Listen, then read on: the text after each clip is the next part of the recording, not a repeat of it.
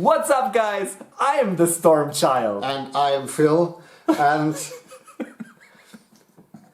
I'm the angry man today. I'm the angry guest. We're back! We are back, and so yeah, the fifth week now in a row. Talking Nightwish albums. And the fifth album, of course, once I think the most successful one in Germany. Best-selling one. I think it also has to do, of course, with the download thing that started right after. Maybe. I don't know. But definitely in Germany, a big album at this time. Yeah. Also, Nemo was in the charts, I think, on place 4. And Wish I Had an Angel on place 11 or something. So that means a lot in German charts. Well, not anymore, but back in the day it mattered. Back in the day, and 2003 and 4 were also, the metal years, which was really awful. Of the new millennium, Yeah, it was like the bands you like. It was like. a horrible time to be into metal. Oh, yeah. It was in every teenager magazine, everything there was some kind of with notation on the front or something, and we just like... I was actually this close to throwing away all my black clothes and shit because random teenage girls, like I still was a teenager myself. Yeah, I'm not kidding. But kids that were even younger than me approached me on the street. Are like, are you listening to Bullet for My Valentine and shit? No, that was 2005. But fucking him and all that good jazz. Yeah. And it was just annoying. Yeah, it was annoying. It was so hard. And 2004, it was really the prime, the peak, and it was just like, okay, because before I was the only one in school or something who listening to Nightwish or metal in every way, and then there were I had albums to school. We had a CD player in the class, and I was just playing my songs, and everybody was just like, oh, turn off your music, blah, blah, blah. And then it was in the charts, and then, oh, can you burn me that CD? It's so great. I was just like, hell no, you damn idiot. Okay, today you are really the angry guy. I was so angry. Really, I was really angry. Yeah, man. And it was so bitter that this album came out 2004, exactly in this time. For Nightwish, a best thing ever can happen. It was. Well, I was glad that within this new mainstream metal thing, this band that I already liked put out a good album. So I was stoked about that. I was very happy that at least, this was one of the albums that showed me that just because stupid teenager girlies are into it, that doesn't diminish my taste in music. It's still good. Yeah. So I'm glad this album came out, because otherwise, who knows? Maybe I would have become a full-blown electronic dance music guy. You were before. Yeah, I've been into techno and all that good jazz when it still was techno. Yeah, curious times. For me it was really hard, because I was absolutely hyped about this album. I was, I think, at the highest point of my Nightwish fan level. I was absolutely into it. That was also the time the main thing of my Nightwish collection came together, because I was starting working at this time, so I had the money. Yeah. And so I bought anything on eBay you can imagine. It is really, I think 60% of my Nightwish collection was from this year, from 2003 to 2005 or something. That was the time. Yeah. And for this album, I was so hyped, and I just couldn't wait to get it. I can remember Nemo was announced as the first single in April, and at this time it was no YouTube or something. You just have to wait till the single comes out on a Monday. In this year's the release day was Monday, not Friday. Okay. And then 2 days before they changed the release date to 1 week after. And it felt like hell. It was so bad. It was I was really dying, and that's no joke. It felt like dying. And then finally Nemo came out, and I was so hyped. I think I was blown away. I wasn't sure. I was blown away because they could have done out every song. I was just like new Nightwish material. I think that is exactly what happened right now to people who getting now into Nightwish for the new single as example. Oh, yeah. Okay. That they just want to have a new Nightwish song. I fully understand it. Also the hype, and that you just want to like it. So it was good that it was Nemo and it's a great song. So that is not a shame. Yeah. But I understand the feeling. So I think that happens a lot with a new Nightwish single. And I don't want to be bad because I understand the feeling. Well, so do I to a certain extent. Yeah, it was just lucky that Nemo was a great song, also a great video. I think. Yeah, I didn't like the video too much because the song was shortened for it. Yeah, but just from the video, because the video was cool. Because Nightwish is not so known for great music videos. So it was just like also the scenery and the snow landscape and everything looks pretty cool. Yeah. And yeah, that red dress. Yeah, it was just, I think everybody wants to have this dress when you're a girl at this time. It was just I think so. And it looks so cool. And finally I had the Nemo single, and it was also including Planet Hell. We will talk about all the songs later. And a bonus track called White Knight Fantasy, a really unusual track, Taya singing. I don't know if you know it. I don't know it. And yeah, then the bad thing, Nemo was released also another week later with a second edition where another bonus track was on it, so you have to buy both. Cash grabs! And that was also the first album Nightwish released on Nuclear Blast. I don't know if it has something to do with that. We don't want to shit on Nuclear Blast. No, of course not. Because I think I have so many CDs of this company. And righteously so. They put out good stuff. Absolutely. And they give bands the opportunity to go big. Absolutely. And I think Nightwish was the first platinum album for Nuclear Blast with Once. Mm-hmm. So that was, I think, the best contract signing that Nuclear Blast have done at this time. It was absolutely perfect on the spot. Yeah. So absolutely cool. And yeah, this is nothing against Nuclear Blast, because as a fan, to be real honest, I love to have these both editions. It was a bit difficult because I was just like, why the hell are they doing that? But it was also cool to have two different editions. It is a bit weird, but nothing against them. Well, nowadays it's like, and you have your songs on your computer, cell phone, whatever. Yeah, it was something special because the Nemo editions were two different covers, and so it was absolutely worth it. So and fair enough. When the album came out, that was on June the 7th, 2004. You remember the exact date? I remember the day.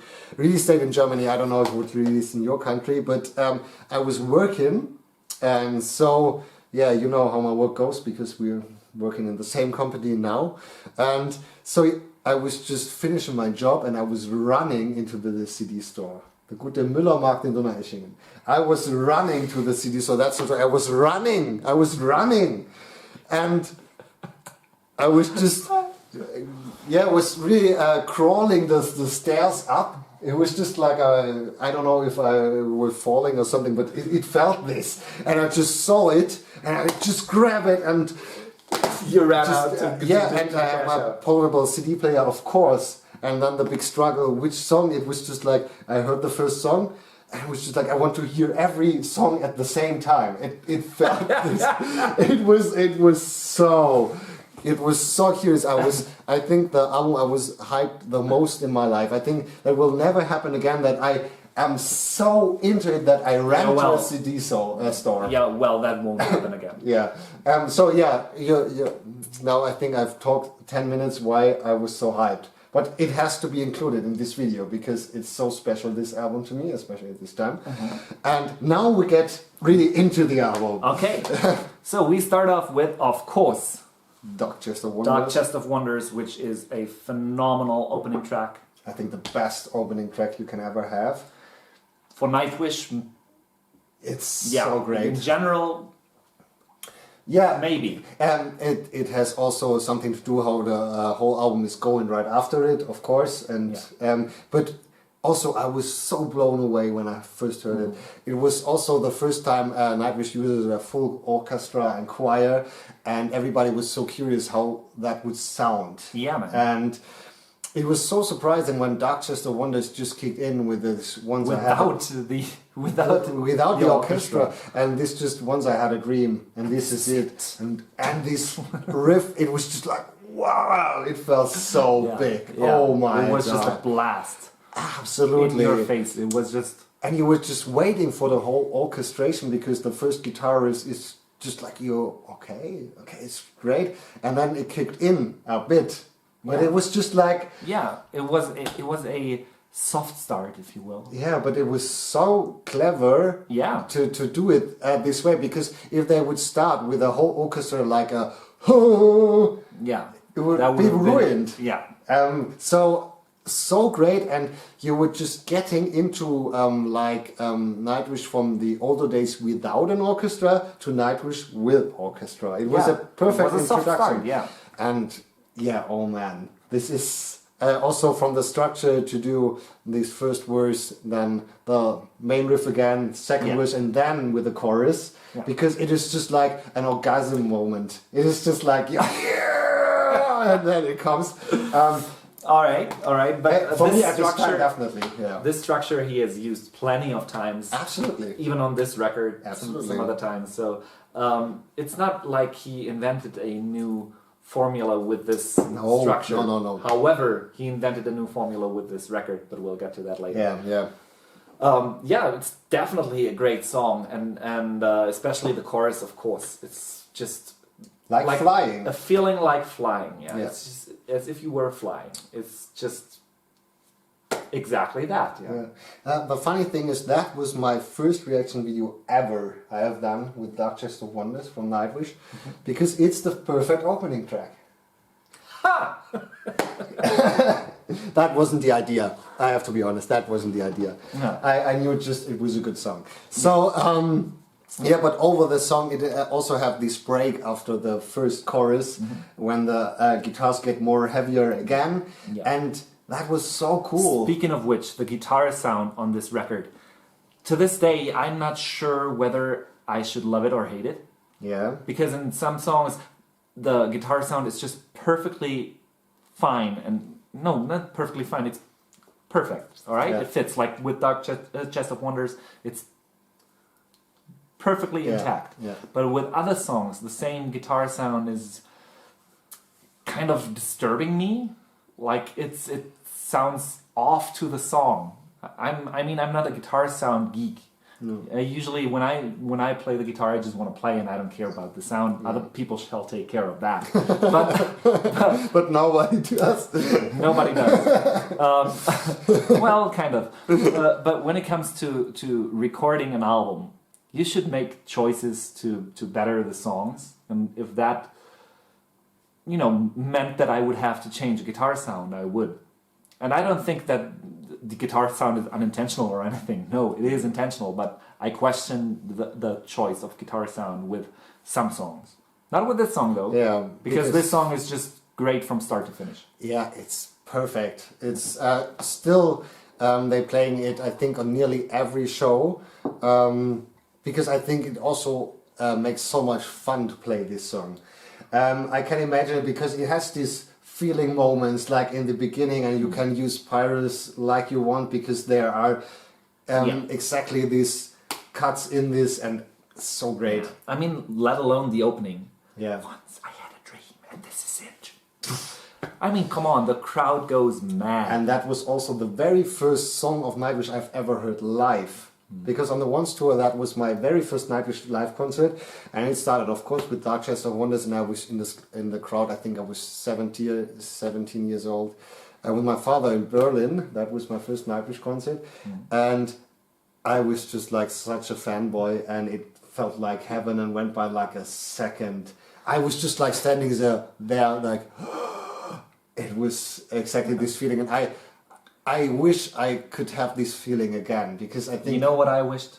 I wish I had an angel. Yeah. Transitions, Yeah, baby. absolutely. Woo! Because that was the last song on the concert. Yeah, Wish I Had an Angel. Yeah. We differ in our opinion about this track. Yeah, for me, Rare occasion. yeah, but I had a really funny reaction video for Wish I Had an Angel because that was the first time I showed the audience the Nightwish condoms. And I think I'm the only person who ever known that this existed. No, hell no. They threw a lot of them in the crowd. So No, yeah, there were you can buy it at this on the tour. But nobody in the comments I think said that he has something like this. That was, but I just have to show it because it was. Well, so now funny. you can't use it anymore. Anyways, it's expired. But that like, doesn't matter. A long time that ago. doesn't matter. It's absolutely a cool thing in my collection. I think the coolest thing ever because it's such a great idea with a line. Which we didn't seal at all. No. Yeah. With Your Virgin Mary Undone. This is so great. But to the song. I still think it is great to this day. I think it's a very strong track, and I know why they pushed it so much. Yeah, so I agree. It's still a great track. I just have heard it too often. That they play it on every Nightwish show. It was the most of the time the ending song, and Which I think isn't fitting. Yeah, end the concert with they're playing it mostly on the second spot, which I think is a good spot for the song after the opening track. And so the album track list. So yeah, I have nothing against the song. It was just like I have heard it too much, especially here in Germany when it came out. It were just playing everywhere. It was in this movie soundtrack and so on and so forth. I mean, it's 15 years ago, but it's still ringing in my head like it was yesterday. And I like the song and I can sing along and I can appreciate it. But it's just, I don't want to say annoying because that is way too bad. It's, just overplayed. It's just in my head, of course. Well, I can still listen to it and have a good time. That's cool for you. But probably partly due to me not listening to Nightwish as often as you do. Yeah, that's... So maybe that's a healthy thing to do for me at least. Yeah, absolutely. To not, listen to this stuff too often because I can understand why you get annoyed by it. Yeah. But I haven't reached that point yet. Yeah, that's good for you. Absolutely. And I also can remember that I was really shocked when I first listened to Wish I Had an Angel, also because of these electronic drums in the first section of the song. That I really like.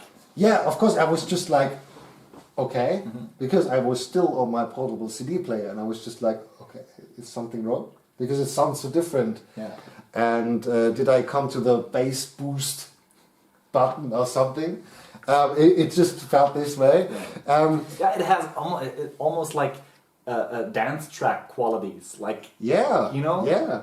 It's just this four to the floor driving thing. Yeah, and but a great number and also a great track for Marco as singer. Yeah. It fits perfect. This. However, with this album, we reached a point where ever so slightly his voice started to annoy me. But not in this song. Not in this song. Yeah, this is what I'm trying to say. Yeah, I'm getting ahead of myself. Yeah, I'm sorry. yeah. But overall, a great track. It's just overplayed for me, but that doesn't matter. It's a bad track. That's a big difference. Yeah, it's a big So and then the first single, Nemo. Yeah, to conclude the opening of the album, I always think of those three songs as the opening, like as a three-piece. Okay. Almost like the trinity of the album. Okay. So A big opening track. yeah, it's like, this sets the mood for the album. Yeah. Which is the reason why the rest of the album let me down a bit. But we'll get to that. Yeah. But Nemo, as I told, was an absolutely blast when I heard it the first time. Not only it was a new Nightwish track, but also it's a great song, a great hook, just from the piano melody. It's so simple, but everybody recognizes it Instantly. It's just like you hear this melody, you know it's Nemo, and you just have to do it. What I think it's really awful nowadays is that Troy plays these pipes to the piano melody, and this Don't get me started. Yeah, I know, but this is really a bad thing because you have just the piano. This is how the song goes, and it's just Nothing else needed there. No, definitely not. But again, if something is perfect, you can't better that. Yeah. Leave it alone. Yeah. It's but the song all over is so great. Also with the orchestration, especially in the ending parts, that makes it so epic because it's just not like a classical single number because of the ending, and of course the album version is. Better than the single version, of course, because also the solo is cut. We talked about that because it's also a great guitar solo. Yes, it is. It just fits perfect. It's a perfect written song. And I absolutely understand why this was the first single. Yeah, and there is a perfect balance between all the elements in the band and the orchestra. Yeah. Like this is probably the second best balanced song on this record. Yeah. Yeah. The only song that beats that is the Ghost Love Score. Yeah. Which we'll get to later. Absolutely. But so balance-wise, this song is just. Fits absolutely. Yeah, I still enjoy listening to it. Sound-wise, like I mean, I'm not even talking structure or melodies or whatever. Just the pure production of this song is still ear candy. Absolutely, and this I can listen to Nemo more than Wish I Had an Angel, but I think I've listened to Nemo more than Wish I Had an Angel. But there is more to the track. Yeah, I think so. And maybe there's just more happening. Yeah, maybe it's also because that's maybe bad, but also because Marco is not included. It's not so bad his vocals on Wish I Had an Angel, I like it, don't get me wrong. It's just easier because... Yeah, it's lighter. It's lighter, I think that's the reason. And I'm also singing along when they play that. Easier to digest. Yeah. And then we come to a song called Planet Hell. Which is absolutely overrated. That doesn't mean I don't like the song. It's just overrated. I mean, back in the day it was on every t-shirt and poster and whatnot. And it was pushed to the max, and the song is a good song, but it's not that good of a song. Yeah, it's a good song, but not more. Yeah. And so sometimes good is not good enough. Yeah. In a way. Yeah. And with this song I have this feeling. Yeah, absolutely. That's a perfect thing. So I've heard that on the Nemo single. They released a second album track. That doesn't happen anymore in the last 10 years or more. Well, do they even print singles anymore? I think that is the first album they haven't printed a single. On the last one they have. Oh, okay. So I think this year is the first funky time they haven't done it. But that doesn't doesn't mean they don't bring out something. I think they will do it. If not, it would be curious because there are these collection guys searching for these things and still sell something. I don't know. But it was an album track on a single. And so in the first 2 months before the album came out, I literally listened to Nemo, Planet Hell, and One Night Fantasy, the bonus track. And when the album came out, we're already tired of it. I was already tired of it. I think a lot of people know this problem. I think also for the new Nightwish single, a lot of people have now the problem that they will listen to the new song when they like it, of course, the next 2 months, and then they have to skip it when it's on a CD because you have just heard it to death. Yeah, for me it was on the album. It was just like the first month of this album I skipped track 3 and 4 because I've heard it so many times. It's really a problem, and I won't do it anymore. Yeah. So this is the reason. Yeah. But the song has cool bits in it. Absolutely. Like, in general, it is a good song. Yeah. I mean, there's really nothing to complain about. No. I'm complaining on a high level here. Yeah. It's just, it's more often than not on this record, it feels like some ideas have been thrown together that weren't meant to be together. Maybe. It's like, that's the best way I can describe it. It's like, it doesn't fit too well. Yeah, and also in the beginning scene that's over a minute with this orchestration build-up, I think that was something that Thomas just wanted to introduce the orchestra, use the orchestra, because I think it was... Experiment with it a bit. Yeah, and it was really expensive, this album. And so I think when you have an orchestra, you have to write music for an orchestra. Mm-hmm. And I think that was a bit of the idea to have an opening like this. Yeah, but unfortunately, this idea dragged on for forever. So till now, basically that.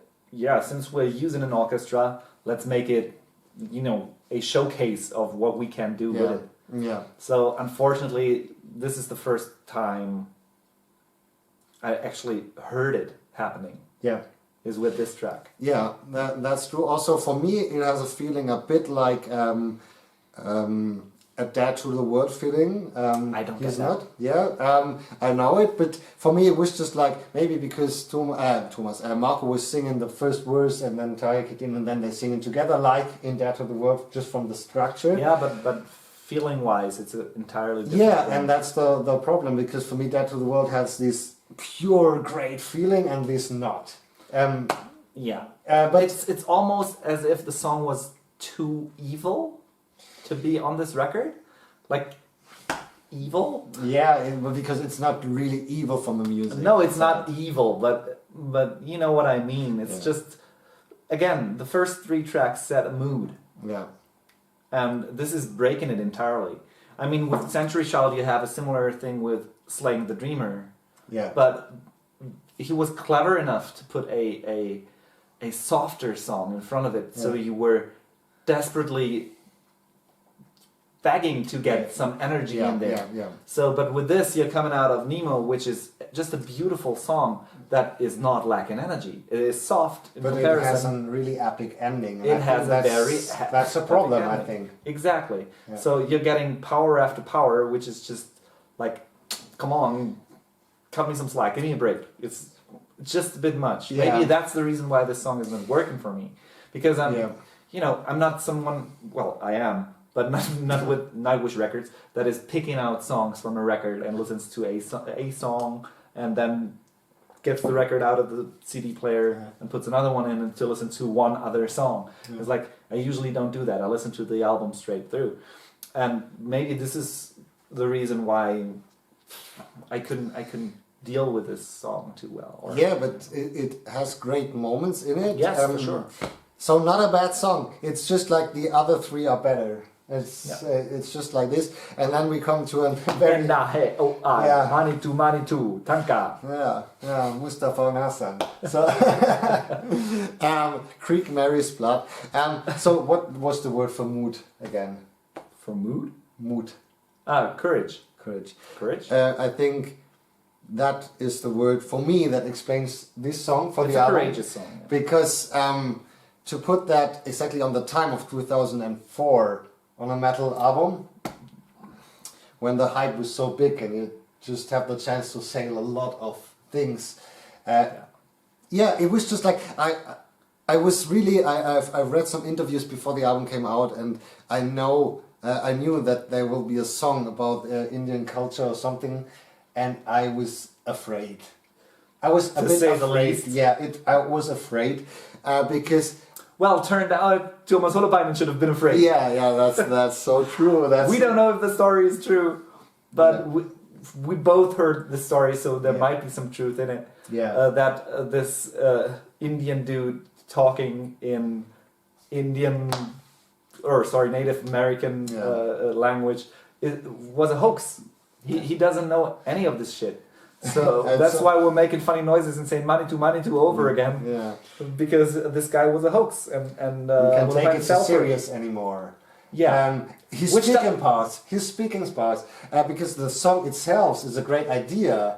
Not only a great idea, it's a great song. Yeah, it's just a good song from start to finish. Even though the beginning is a little slow paced. Yeah. And it could have picked up pace earlier in the track, in my opinion. Yeah. But in general, it's still a good song. Yeah, and it has brilliant moments in it that I truly, dearly love. Absolutely, and I think also the vocal performance is absolutely beautiful. I think that's a perfect word, especially... not especially, it's just the verses and the chorus. Everything is absolutely beautiful. Yeah. And also... there's one transition after the instrumental bit. Yeah. Where Tarja and probably this Native American dude sing together and hit this high note. I doubt that it is Marco singing it. I don't think so. I don't think so. So that's probably my favorite bit of the song because it's just so energetic and also but in the last chorus when this massive chorus kicked in again, that is also a great moment. So absolutely beautiful song. It has just like this bad taste in the mouth after the story. No, not at all. Not at all. I enjoy the song even more since I heard the story. I mean, I enjoy it in a different way. Yeah, because now we it's fun. It's just fun. Yeah, we have fun. We don't make fun of it. That would be too bad. We have fun with it. Yeah. It's just more like this. Especially since nobody knows what the fuck this guy was supposed to say in the first place. Yeah. So nobody knows that because I don't speak There's whatever. a translation. What he was. Well, I didn't look at the. But it's just like save the wolf and save the beer or something. The beer. Save the beer. The bear. Sorry. The beer. But maybe that would be a bad idea to save the beer. Well, whatever. So it is written in there, so you know what the meaning should be. Yeah. But it's not like I could sing along with it anyways. Since I do not speak the actual Native American language, and so nobody speaks this gibberish, this man in the moon language. So fuck, who cares? We just make up our own sounds and have fun with it. Yeah, it's just it makes it more enjoyable because everybody has had this moment when listening to music, or even worse, being on a concert, where you really want to sing along with it because it's the right moment to sing along, but you don't know the words and you make up any random gibberish that comes out of your mouth just to be able to sing for cry out loud. Absolutely. And so with this bit of the song you don't have to feel bad about it because that's exactly what he did while being in the recording studio. He just made shit up. Yeah, because so you don't have to feel bad if you're just going I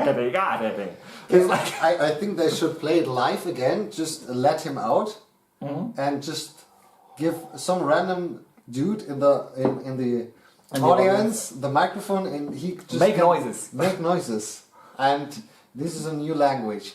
And so but as I said, Bananarama, but I love it. Yeah, it's a great song. So we don't get us wrong, it's just funny afterwards. I think you can get the idea, and I think a lot of people... I mean, this story is what's making this song one of the highlights of the album. Yeah, and I think when you just go to Thomas and just tell him Creek Mary's blood, he would just punch you in the face. I think just of the story, not because of the song. Yeah, maybe. I think nobody can ask him about this guy. Well, I would. Yeah, it would be no funny. doubt about it. Yeah, there's a handful of things that I would really love to address. That face, that would be priceless. Have a camera around, man. It's just that would be so cool. So not to offend Thomas or something, because. Hey, speaking of offending someone. Yeah. If anyone whose heritage is Native American is watching this, do you get offended by this moron just faking it? Yeah. It's like, this is offensive. Yeah, we talked about that because it really is. Yeah, it's just like I can't make up just languages. Yeah, I can do what I've done before the video because that would be offensive as well, even though we were just joking about this bit. But you know, if you're I don't know, where are you from? Imagine someone faking your language just for the sake of doing it and getting a shitload of money for it, I assume. Yeah. And nobody would notice and he would get away with it. It's offensive, man. Yeah. Yeah, it absolutely is. Oh. So I think that is but hey, nonetheless, I enjoy it. Yeah. we just heard the whole fucking song again. And I haven't done that in a while. I have done a reaction video, I think a year ago, something from the live version. Yeah. I think that was the last time I actually heard that song. Yeah. But now... Next up. To the Siren, difficult one. On the album. Yeah. In the first place, I hated it. When I first heard it in 2004, I didn't know what to do with it. Yeah, it was just like, what the hell? It was so strange. Right after this beautiful Indian language, and then it comes the Siren. Yeah. The first 2 months I skipped it. That's no joke. That's no joke. Really, it was. I think it took me even longer to get into the song. Yeah, and then I started to listen again. Because I've listened to the other songs so often that I just wanted to have I just wanted to have a new Nightwish song, so I have the Siren. But right afterwards, I got into it more, and I like it, but it's still curious. Well, there's ups and downs to this song. I mean, in general, this Mixolydian mode thing, which, by the way, is what makes it sound so oriental, if you will, is difficult for me personally. Maybe my ears are just not tuned in for that. So it's making it difficult. I mean, he's used it in the past a lot with I mean, as early as Angels Fall First. Yeah. So that's no novelty there, but however, using it in the singing melody is, I think it was the first time that he did it, like at least to this extent. Yeah. What which is giving me a hard time listening to it, and especially since I don't like the opening riff too much. It's okay-ish, but it's an okay riff. Yeah, it's also but it's subpar with the rest of Nightwish music. Period. Yeah. And then comes in this Mixolydian thing, which is giving me a hard time from time to time. I mean, I can listen to it and without hating it, but come on, is that the end game or the goal to achieve, making songs that people do not hate? It's like that's the wrong yeah, I don't know. thing Just you're when striving for. Yeah. And that the chorus is really great. I love the chorus. It's just it's a really good chorus, but I find myself having a hard time sitting through the verses just to wait for that chorus. Yeah. If you know what I mean. Yeah, absolutely. But I have to say, I like the live version more. They played it on the End of an Era DVD. And I have no problem while watching the performance. I'm not sure why, but that makes me getting more into the song. Because the attention is maybe not only on the song. It's just like when you see them performing, it fits more. I don't know why. It is just like, I don't hate it. It's not one of my favorites. There are way better songs, in my opinion. Worse. Yeah, and so it's a difficult song. I wonder if somebody out there could pinpoint his finger to this song, saying, "Hey, this is my favorite Nightwish track ever." The funny thing is, I showed that my father at this time. He knows my father as well a bit, and that was his favorite song on the album. Well, he's an artist, like a painter. Yeah. And they have weird approaches. I mean, I have one record on my shelf from his from his band, That's really, which is fucking weird. It's free jazz, so I can listen to it. To be honest, it's for me. 1 minute is okay, and that is enough. Yeah, it's free jazz. It's just not my cup of tea. But so I get it where he's coming from musically. That he does not like rigid structures. Like I get it, but it's just never been my favorite on this record, and probably never will be. No. I mean, the chorus is fucking great, and it's unfortunate that it got wasted for a track like that.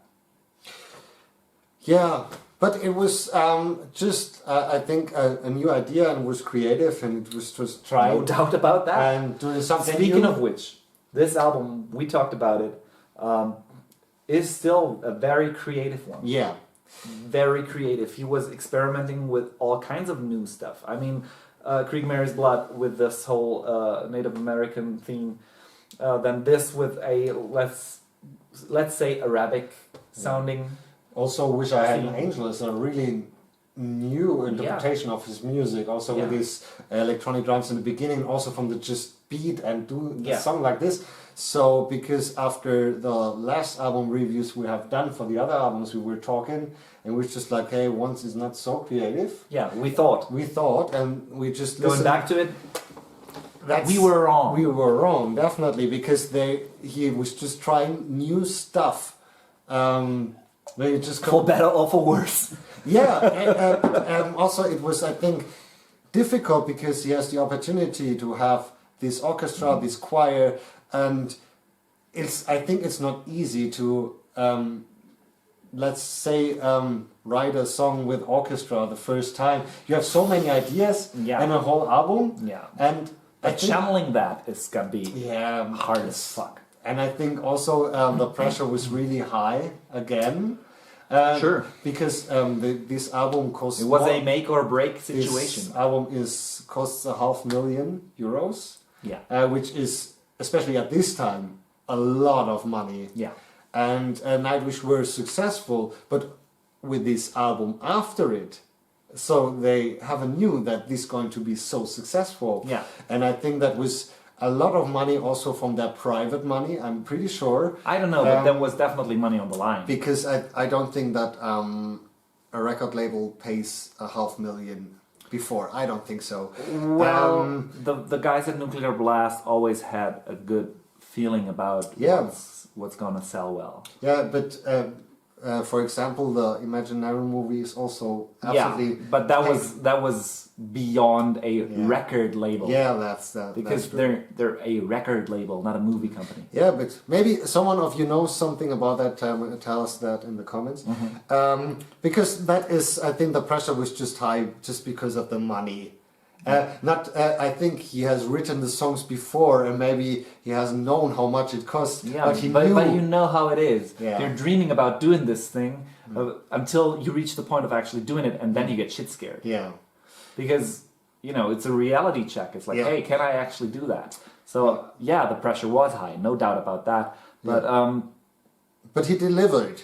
Yeah. In many ways, and that just that he tried something new, like songs like Creek Mary's Blood and the Siren, is a good thing, and something that we both wish for the new album. Yeah. That he just try new things. Yeah.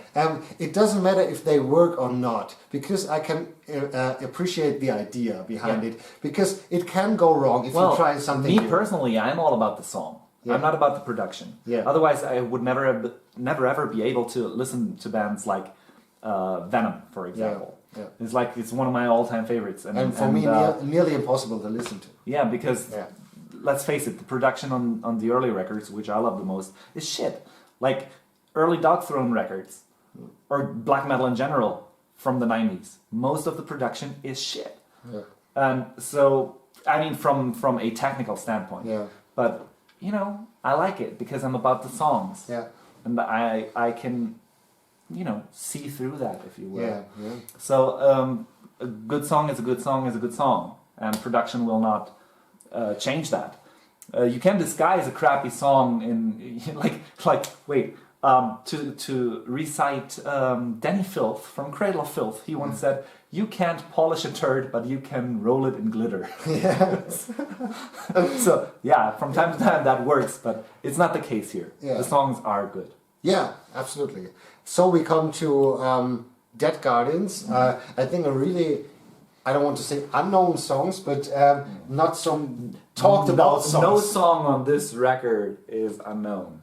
Yeah, but nobody talks about Dead Guardians. That is what I'm trying to say. When it's about the Once album, they, of course, talking about Ghost Love Scar, Wish I Had an Angel, Nemo, Darkest of Wonders. Yeah. And Dead Guardians, it's really left outside because songs like Romanticide were played live after it, and I think every single song were played live except Dead Guardians. Whoa, that is interesting. Yeah, I just found out when I thought about it.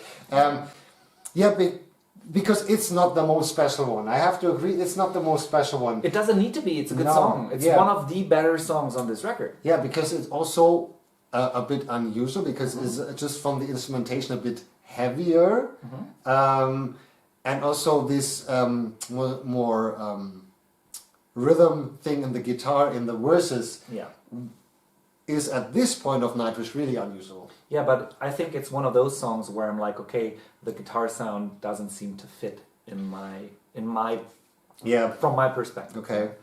I think it is one of those songs. However, just to get sidetracked once again, when I was listening to the new single Noise, Yeah.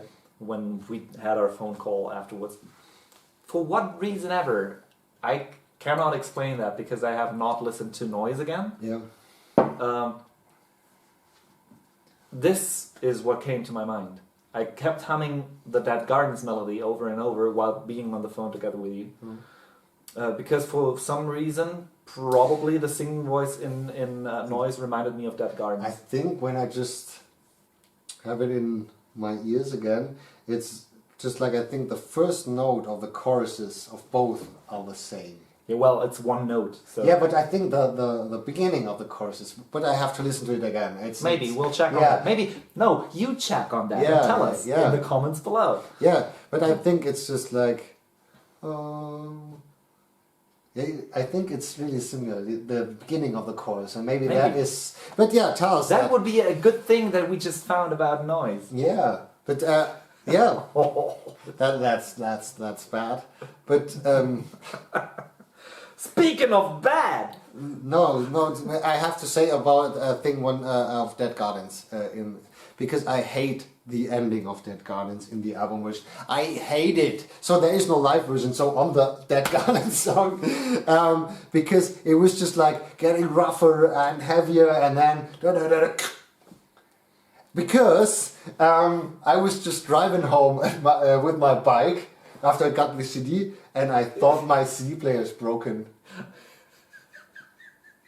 Really, I was driving like, oh yeah, finally I can listen to this great album on a real CD player. I was just like, I was just like, what the fuck? Until today, I hate this. So no, I've gotten used to it. I got used to it. But it was really shocked. I was shocked. The first couple of times, yeah, that threw me off. Yeah, but now, yeah, I didn't even think of that because I got so used to it. Yeah. So yeah, but now to a more known song nowadays. Yeah. Romanticide. Another overrated track on this record. I understand his points absolutely. As you all know, I've also done a reaction video for the live version of Romanticide, and I like it. And I don't get me wrong, I like the song, but it's overrated. It's overrated, but it makes so much fun live, and I think that's the most thing that people maybe agree with me when they really think about the song. So when they looking at the live version or go to the concert, they was just like, oh, this was so great, especially of the ending, because with the big pyros and fireworks and everything. Yeah. But when they really think about the song, it's not one of the strongest ones. Yeah, because from my perspective, I listen to music more than I do watch music. It's like you can't watch music. If you get distracted by the pyrotechnics or a music video or whatever, yeah, well, good for you. But I still listen to the song while being on a show or watching a DVD or a music video. So this is just not their best work. No, it isn't. And also when I first listened on the album without any live version or something, because I think they started playing live 5, 6, 7 years later after this came out, which is a bit curious, honestly. So in the first place, I didn't like it also so much, and I think that is my real opinion without seeing them live. Yeah. I like the ending part because it's really unusual that the song changes completely after 3 minutes, and then again, this is stuff that I really like. Yeah. About this song or this record, that he was still trying out new stuff. Exactly that, and we have. So I'm grateful for that. Yeah, we have to appreciate it because that hasn't happened so many times after this album. Yeah, and now to the big one. I think we don't have to talk much about it. No, I think Tom, Dick, and Harry knows how great this song is. Yeah, I think Ghost Love Score is, I think, maybe the most clicked video also for a Nightwish song. Yeah, probably. It's the most hyped Nightwish song. And I that think, for sure. And I think, especially since the live version with Flo Jansen came out. I think that is also the biggest reason why Flo Jansen is so successful. No, successful is not the real word. Beloved. Yeah, absolutely. And because of this few seconds in the end. Yeah, I mean, come on, it is Absolutely fucking amazing. Absolutely, I was blown away hearing it the first time, as everybody. Yeah. That is also the reason they brought it out as the first single for the live DVD. And of course, they knew it. I mean, I had goosebumps like from head to toe. It's like no doubt about that being fucking amazing. However, when I'm in the mood for this track, I most of the time prefer listening to the album version. Yeah, that is what I wanted to say, is because we don't have to talk about the floor version, because this is on the Once album. And on the Once album it was Taya singing, and when I just listened to this the first time, I was in love immediately. It was also a long track by Nightwish, and it doesn't felt like it. So there were no time standing on the back. I was just listening to it and I was captivated by it, and it just felt absolutely well written. There was no break. It felt natural. Absolutely. The song is so natural. It's in flow. It's, I mean, I wished, because this is close in comparison to the other tracks on this record, to the feeling of Century Child, which in my opinion is the best Nightwish album. Yeah. And so by default, I like this song a lot, and it's probably my favorite on this record. Period. Like, I'm not alone with this opinion. Everybody knows the song is great. I mean, from start to finish, it's just good. Yeah. Period. However, that's a downer to the album to have a song that good on it, and the rest of it doesn't hold up, especially mood-wise. Yeah, it's a problem. So the song is, maybe too great. Yeah, it's too good for this record. But hey, thank God it came out on this record, because the next one wasn't. We'll get to that. But it was the first listening was absolutely a journey. Yeah, and I was blown away. I listened to it a lot at this time, and so for me also, nowadays a bit overplayed for me, because also I can understand that. They played it on every concert, and for me it's just like, okay, enough already for me. I understand why, and I think they will play it the next 40 years live. Yeah, and absolutely righteously so. Yeah, and I think that will, nowadays it's also the last number of the concert, and I think it will stay. Yeah. But let's see what's happened, because that Nightwish is a band who changes the last numbers from time to time. But I think it will be from now on the last track on every Nightwish show, I think so. Who knows? But yeah, for me a bit like this overplayed. I talked about that in the Decades review, because for me it was just like, okay, 10 minutes and this time you can play 2 other songs. Not because I was on 14 or 15 Nightwish concert. I have heard it on every concert, and it's good. I have heard it with Talia, with Annette, with Floor. So it really, Annette sang this song? They had to play Ghost Lost Score, of course. I also, honestly, maybe we should check out and maybe do a reaction video with her. The thing is, there are no good live versions, not because of her voice, because they never recorded a live DVD. And they know why. I think that is. I think that is exactly that. Yeah. Which is a pity, because that I would be interested in. Yeah. For me, it's also a bit sad that there is no live DVD from this era. Because I still liked it at this time, and I can't remember how she sang it. That's the point. In good quality, so you have to give her the chance of a good quality live DVD recording. Yeah. Because when you listen to some bullshit sound, that's not fair. That's not fair. No, that's not fair. And so, but I've listened to it to all 3 singers, and for me it's just like, I know Ghost of Score, and it wouldn't hurt if they take a break for the next tour. That never will happen. I know it, and I will still like it when I'm on the concert. Yeah. And I will sing along. I mean, the song doesn't get old. No. The song does not get old. It's a good song. Yeah. And I mean, especially the orchestration, like in the last bit of the song, where they fade out, and I really desperately want to hear those orchestrations. Like, I found myself a lot of times sitting on in front of my stereo when the fade out comes, cranking the volume up ever so slightly, so it's balanced on the same level, as close as possible at least. And after the song, just turning it back down because I enjoyed the orchestration bits, like the arrangements, so much in the end of the song. So the live version they go on a bit longer. And then they have the hard cut, which is fine. Works. Yeah, absolutely works. It works. And the funny thing is that the song is exactly 10 minutes on the album, and the last, I think, 8 seconds there happens nothing. I think Thomas just wanted to reach the 10 minutes. I understand it. I've done something like this myself. Similar, yeah. Like I had written a song nearly 15 minutes, and it was just like 20 seconds missing or something. Yeah, to you just hit one note. I reached the 15 reached. Now I can end the song. It's a true story. It's so funny, but I just wanted to have a 15-minute songs written by myself, but the last 20 seconds were really cheated, I have to admit. So I can get the point that 10 minutes look better than 9:50 or something. I disagree, man. I disagree. But for me it's important. I understand it, but it doesn't matter. Now we come to a finished track. I think after the Angel for First album there was never a finished lyric track. I'm talking about Kuolema Teke Taitalian. You're pronouncing the second word wrong.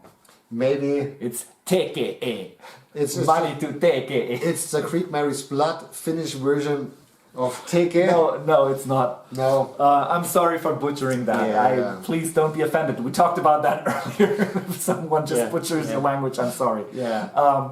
No, it's now we're reaching Problem City. Yeah, it's absolutely, after Ghost Love Score, the life is getting harder on the Woods album. Yeah. I mean, I just briefly mentioned it earlier that the track list is not thought through from start to finish, like with other albums in their catalog, like previous installments. The pacing was different because of the structure of the track list. And this is the prime example that the track list is so important, because this song suffers from it. It's not a bad song at all. I really like it. It's a beautiful, beautiful song. But there, you can't after this fade out where you're left with all this beauty, try to top this beauty with a ballad. No, leave yourself some headroom. Place it somewhere else in the track list. It might have worked better, but first of all, that is an issue.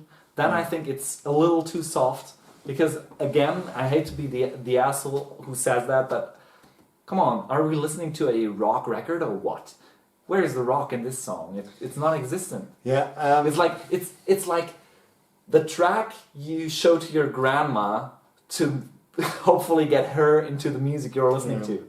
It's almost like as if it was a Christmas record or something. Yeah, not to diminish that song, it's beautiful, but it's just.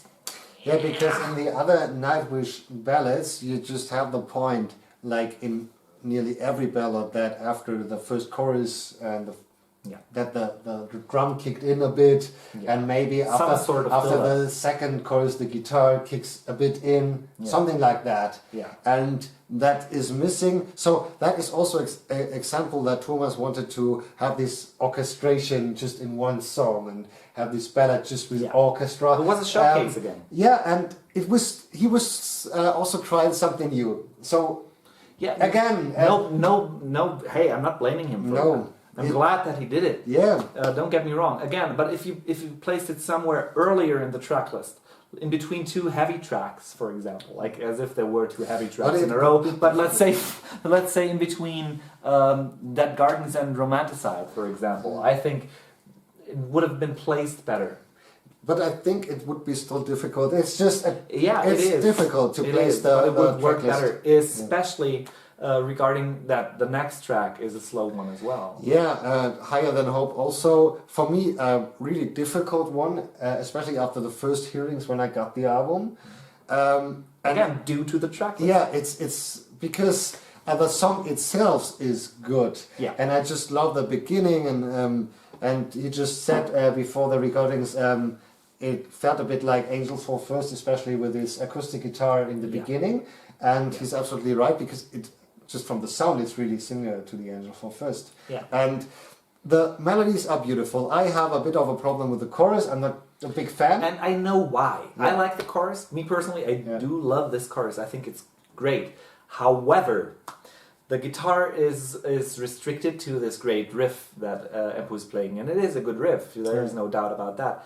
The orchestra is giving the richness to the sound. It's making it big, but the rhythm section is lacking in that department. Like drum and bass, they're just going too slow. It's like half notes all the way through, and that is what's making it drag on. Like it feels like a chore almost. Yeah. So if they altered the rhythm in bass and drum a bit, ever so slightly, to give it a little more upbeat, the song would benefit from that a lot. I mean, it would feel more upbeat without being more upbeat. Absolutely. I think just like in the second chorus, you just have to begin with something upbeat. Yeah. And he just had the idea before recordings and was just thinking about it, and yeah, this is really the problem of the song. Mm-hmm. So yeah, also for me, not the strongest song. He has so beautiful moments in it. I just realized that again, that there are so many moments I like about this song, but there's still something missing, and also because again of the set list, it's a bit of a problem song. It's a bit curious. I don't know. It's I don't want to say anything bad because it isn't a bad. I mean, I couldn't write a song. No, hell no. So I mean, who are we to judge? But it's just the feeling that I get from it. Just for an ending number for such kind of that is exactly the point. When the song comes to an end, it's like you're done. You're done. Yeah. And well, if that's what you're going for with the last track on your record, well, fine. If you want to have people say, okay, I'm done with this record for now, good for you. But I doubt it. Like especially with Century Child, which was the last album before that. Yeah. Like after you heard Beauty of the Beast, it's like, oh fuck yeah, I'm gonna play this album again and hit play. Yeah. And that's not the case. No. With two slow songs following each other up as the ending of the album. Because you're just from the mood a bit down. Yeah, I mean, those songs where you reach a peak and then you're like, yeah, and I'm left in between nothing, basically. Yeah, because when you just have this lingers away feeling and you're just from the mood a bit down, just from the rhythm and everything, and when you hit the play button again, you have this Dark Chest of Wonders, it's just like, it doesn't fit. Yeah. It's difficult. So yeah, that's the reason why this album is difficult to rank also, because it has a lot of good moments and a lot of issues. It's because it's also the first album with orchestration choir that is difficult to write because it's the first time. Yeah, he trying to do a lot of. But hey, there's a good handful of songs that are like way up there in the Nightwish catalog. Absolutely. But I think from the departments in which this album is lacking, it's suffering so much, that it's not way up in my ranking. No, for me too. But it's curious because they still playing a lot of songs of this album live. So many tracks they are really popular for the band itself. But for me in the ranking it's also not so high. Because they're just better albums than ones. But at this time when it came out, as I said, blew me away. Absolutely. This feeling, I won't miss this feeling because that was one of the greatest musician experience I've had in my life with the Once album. Just because I was so hyped and it was just so cool. Yeah. So nobody can take that away from me, and that is a good thing. But there are better Nightwish albums than Once. Plus, on this album, there is no upbeat or fast-paced keyboard bits that really stick out. Yeah, that's true. I mean, there are still some good parts where you can clearly tell that Thomas Holopainen is playing the keyboards, which later on, he replaced those good old keyboard sounds with orchestral sounds more and more. which is making me feel like I can't hear what he's actually playing anymore. That's probably. So that's not the case with this album too much. There's still those moments on there. Yeah. But yeah, generally speaking, this is basically. I mean, come on. They even titled the live DVD that came later "End of an Era." Like from the albums, this marks the end of an era in a way. This is the end of the search, if you will, for a new style for Nightwish, because orchestra was the name of the game ever since. Yeah. I mean, up to the new album. I think which so. Which I'm curious about. Yeah. Whether he's gonna take a couple steps back or not. Yeah, hopefully he does, because it would be surprising again. But I have a funny story also, because when the Once album came out, the interviews were made by Thomas and Marco, and there was some guy who asked Thomas, okay, why is this album called Once? But Marco answered, because probably you can do it twice. And I thought that was I think that is an unanswered question, and I think because you can do it twice is a good answer. So fair enough. Fair enough. So yeah, I think we are through with the Once album. Yeah. So ranking real quick, top to bottom. Shall we do it together? So from top to bottom. From top to bottom. First, Century Child. Wishmaster. Then Oceanborn and Angels Fall first. Place 3, yeah. Yeah, definitely. They share place 3. And this leaves us with Once at the bottom for now. For now. Because that will definitely change, we can tell you that. We will continue with Dark Passion Play next week. Yeah, and by the way, for those watching who really want me to react to Dark Passion Play as well, which I'm not too familiar with, he's gonna borrow me one of his copies, because that's the only Nightwish album that I don't earn yet, at least. So I will actually listen to that album. And that is, when I imagine I have asked him 13 years ago, he would throw the album at my head. Yeah, probably. Back in the day, I really didn't like the album. And he wasn't trying. He was I wasn't trying. I was being a dickhead who was hating for no reason. Really? It was not possible. Really? You just said really when I said I was a dickhead. Thank you so much. At this time, thumbs up for dickhead. It was just like there was no chance in hell to get him into it. I showed him a song of this album in an instrumental version that was in a car, and he hasn't known that this was Nightwish, and it was just like, oh, this is great, and it was just this one of the new Nightwish album, and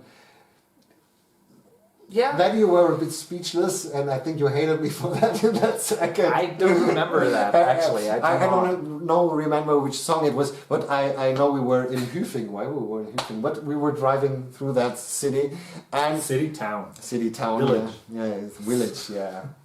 So yeah, but anyways, hopefully you'll like it. Now you can take. If you like it. Yeah. Subscribe, notification bell, all that. Tell us your thoughts in the comments. Yeah. And see you next time. Subscribe to my channel. It would be so awesome. I am the Stormchild. I am Phil. Bye.